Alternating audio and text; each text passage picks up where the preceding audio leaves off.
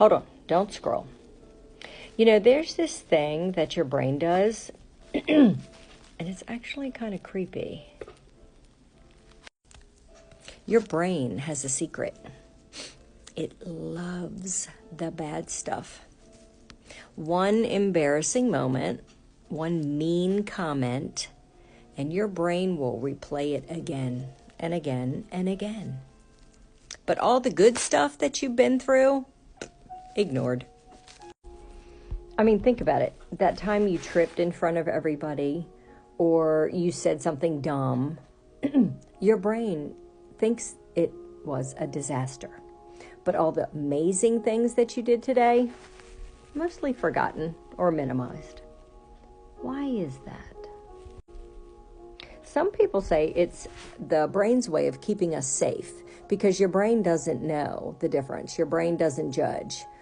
If something gave you a strong reaction once, maybe if your brain amplifies that every time you think of it, it will keep you from doing that dumb thing again. And this has a name. It's called negativity bias. So here's the first way to break that pattern. Just noticing it, right?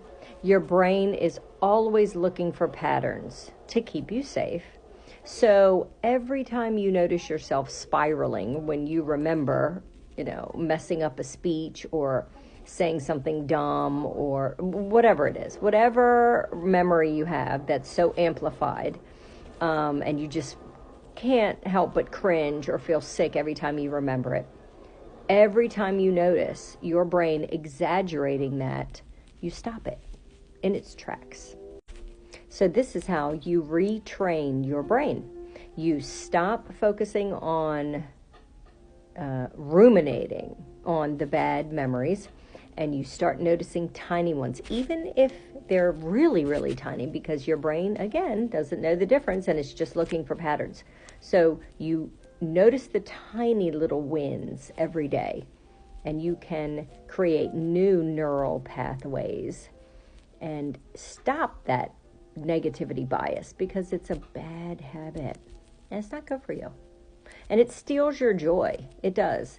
It can color memories that were wonderful, but that 1 5-second mistake or mishap can ruin it. So there you go. Let me know in the comments after you like and share my video if you have a memory like this, or if you do this. Maybe some people don't, but everybody I know suffers from negativity bias. We can fix it though.